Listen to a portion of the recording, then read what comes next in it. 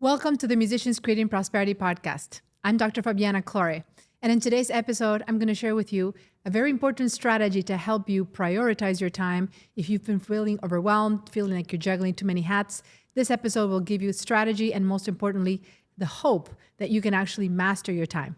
Let's dive in.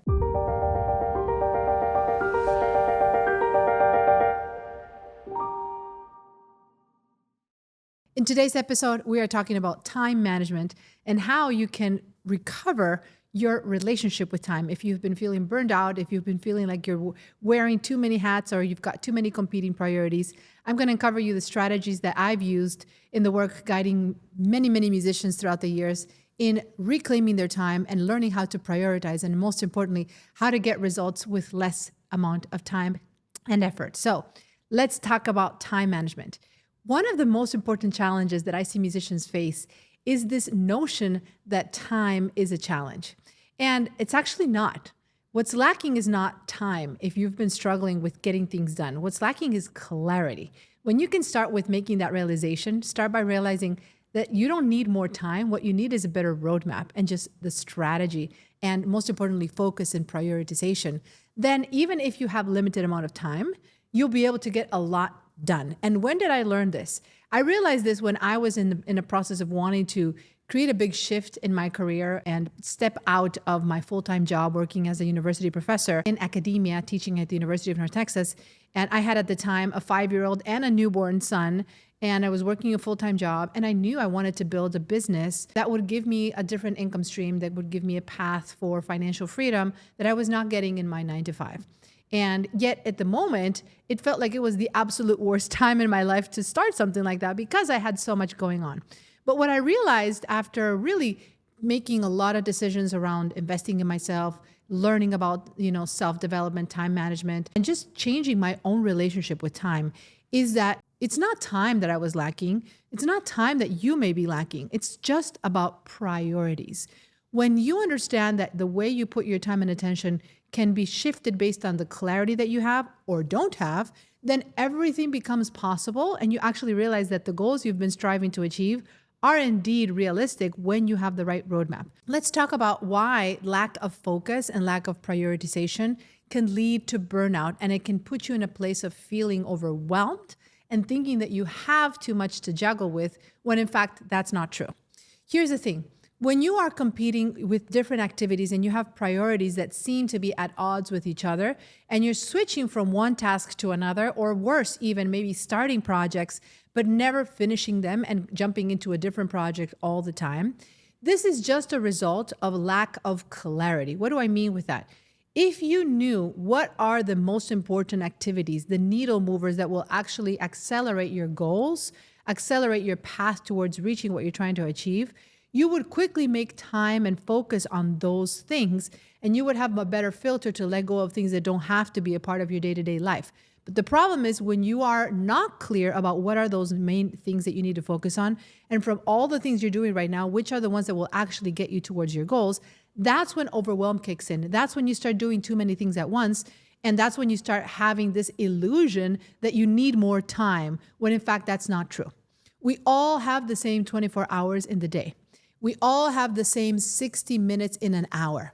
And so how is it possible that some people can create incredible wealth, incredible prosperity, achieve milestones and goals in their lives that give them total freedom, that give them a lifestyle that they've dreamed of, that help them achieve their goals, while other people are working probably 10 times harder and they're not getting anywhere near where they need to be in their life? It is just your perspective. It is just how you relate with time and what you do in the time that you have. I think this is the very important part of this realization, is that you have a way of changing your goals when you change your relationship with time and you focus on prioritization. So I want to share a tool that I've been using throughout the years, and I love sharing with clients because I think it's a really important guideline that can give you a clear roadmap on how to start identifying what are the things that you should be putting your time and attention on if you are a musician, entrepreneur, a creative who is trying to build a business that hopefully relies on your knowledge and not so much on your time, right? If you're listening to this podcast, if you're watching my YouTube videos, it's probably because you realized some time ago that trading your time for money, as a normal musician has always been taught to do, is no longer the way to go, that you're no longer going to work depending on one-on-one lessons or depending on gigging income, and that the way you've potentially been modeling your livelihood in the past is no longer viable. And you're committed to expanding your knowledge and helping people access your expertise through online courses and programs and services. So hopefully you are at that stage looking for better ways of managing your time and building a business that doesn't rely on you being physically present all the time. But there are 4 things you're going to want to evaluate as you're looking at your day-to-day activities and making decisions as to what to eliminate, okay? This is called the Eisenhower Matrix. It's going to give you a perspective on 4 quadrants, okay, that you can use to start shifting your relationship with time and your priorities. And this is something you can easily look up and kind of have a more visual on it. But I want to walk you through how I interpret these 4 and why I think they can help you in the process of clarifying how you relate to time and how you can potentially stop juggling so many different things at once and feeling more in control of your life. So the first quadrant to the top left is going to be the one that highlights what are the urgent things that you need to focus on in your life that are also important. You may have lots of different competing activities, but they don't all fall in the same category. So understanding from all the things that you're doing right now, can you start identifying what are the urgent tasks that are important as well as urgent? And how can you start selecting from the things you're spending your time on, putting them in that category? Usually those things are going to be time sensitive, but sometimes they're not because they're important. Most of the things that are in the important are going to be more on a longer timeline, and they're not always going to be immediate, but they're going to be necessary for you to be keeping your attention on because that's how you're going to make all the other decisions. So thinking about that top left quadrant, what are the things that are right now urgent and important? That'll be very helpful for you to start filtering out the other things. To the right quadrant after that, then there's the box for non-urgent but important. And that is my favorite one to work on because that's where you can put your attention on long-term projects, on building a vision, on creating something that you know will stand the test of time that you may not realize needs your attention immediately, but that if you are not working on a regular basis, over time, you're going to say, my gosh, a year has passed, 5 years have passed, and I never achieved what I actually wanted to do because I was just so focused on the day-to-day activities. So making sure you clarify for you, what do those tasks need to look like that are not necessarily urgent, but they're really, really important. These are things where you think about building a brand, for example. Those are things that you don't necessarily see a return immediately, but they're incredibly important. All the content that you're creating, all the value that you're adding to the world, all the way you're positioning your services and your offers, right? These are things that take long-term strategy and vision and that are not necessarily going to feel as urgent as making that next sale or getting that next client, if you will. However, they are things that you cannot build a sustainable business unless you have them. So think about for you, what does that need to look like in the right side of this quadrant that is the not urgent, but it is important. Then as we look into the bottom left, we have the non-important, but urgent quadrant. And that's a little tricky, right? Because many times you have deadlines, you have short-term projects, you have things that seem like they're time sensitive and you have to drop everything to take care of them. But unless you understand which of those things are actually important and which ones are not, even if they're urgent, how can you reprioritize your time and your schedule and your focus to be able to make that distinction between what are the things that are urgent but they're not important versus the things that are urgent and important? So think about the things that you may be right now addressing to that may seem urgent, but in fact, if you look at them closely, they're not as urgent as you thought. Many times we get into this mode of trying to be very responsive to other people's messages, whether it's texts or emails, phone calls, and we develop this fake illusion, if you will, of urgency towards timelines that are not actually as urgent as we think they are, but yet we drop the important things in our life, we drop the things that really, really matter to attend to these urgent things, but they're not actually important. So in your case, if you have any tendencies to be in a reactive state where you're constantly responding to people's messages, for example, or commenting on social media posts, or like feeling this need to be constantly reactive to people's comments or engagements or messages, that could be an example of something that's falling under the non-urgent and the urgent but non-important category. Finally, as we look at the bottom right, that is the bottom section of the matrix where you're actually going to identify there are things that are non-urgent and non-important that you may be accidentally spending your time on and not even realizing that you're spending your time on. And usually those are the things that fall under the radar that eat up most of your time and attention.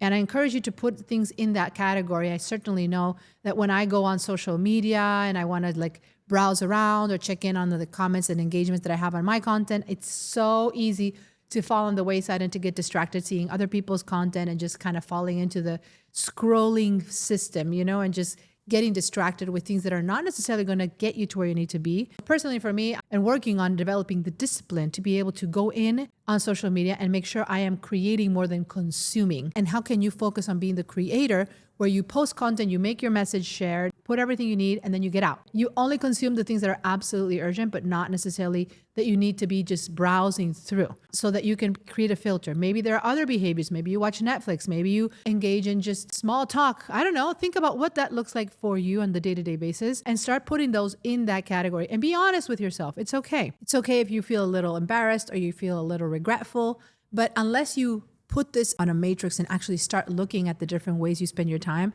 you're always going to find yourself with this illusion that you need more time when in fact that's not true. Once you've created this matrix and you've categorized these 4 quadrants, then it's going to be important for you to make decisions as to which of these should you be continuing to spend your time on and which should you delegate and eliminate.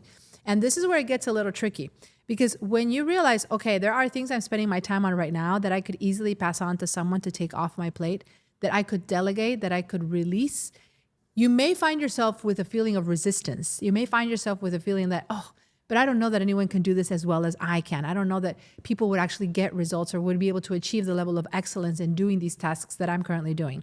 Maybe you are very perfectionist with your content, or you like editing your own videos or creating your graphics or just being very much on top of your content, so to speak. And I know many musicians who are very perfectionist in this way, who find themselves kind of stuck in this mode of being the implementer and doing all the time. That could be an example of things that you may be ready to let go of and perhaps delegate and repurpose. Maybe the work you're doing with your clients is all dependent on you and you feel like there's no system in place. Maybe you find that unless your clients are in front of you in directly getting that guidance from you, that they can't get results. That's another example where this may be a good moment for you to actually explore how could you create a curriculum, a system, a framework, if you will, that could allow your clients to get results, or at least 80% of the results, without having to be face-to-face with you all the time. And if you could document your intellectual property and record it and over time build out a library of resources that would allow your clients to get results through your knowledge instead of through your time, how much time would that free up for you? What would you even do with that extra time? One of the things I love thinking about when you're looking for the motivation to take these steps and to clarify these things is why? Why would you want to free your time up? What are the goals that you're trying to achieve in your life? What are the motivators that are driving you to be resourceful, to be creative, to actually learn about this, to listen to this podcast, right? Why? Do you have a desire to spend more time with your kids, a desire to create more artistic projects, a desire maybe to connect yourself with more artistic side of yourself, more time for self-care? What are the reasons that you are compelled to changing the way you relate to time and the way you work in your life? And how could you start now clarifying the driving force for your change rather than having to be only focusing on the strategies and the tactics that you're going to implement? These are important things that you're going to want to ask yourself, because believe me, there will be moments where you want to just give it all up or hesitate or pause. And unless you are committing to the why behind the change, it will be so easy for you to quit. It will be so easy for you to find an excuse and just put something on top of it to say, I'll work on my matrix another day. I'll focus on this another time. I want to encourage you to be clear with your goals today as you're listening to this episode, and ask yourself, why is it important for me to focus on building this matrix? What do I need to do? As I said, understanding the goals, understanding the why, and looking at your schedule and realizing that we all have the same amount of time in the day, and some people get a lot done while others don't. The only difference is your perspective, your relationship with time, and then understanding how can you set better boundaries in your life. One of the biggest reasons why musicians get stuck into this feeling of overwhelm, of maybe doing too many things at once, is the sense that you have to say yes to everything. So it may be time to start saying no to more things, to create more space for what you actually want to do. I hope this episode has helped you reconcile your relationship with time, realize that you can actually get a lot done when you have that clarity, when you know what steps to take, and when you're able to reconcile the things that right now may have been taking a lot of your time and attention, feeling urgent, but they're actually not important. Have fun building your Eisenhower Matrix. Let me know what your takeaways are. Until next time, let's prosper together.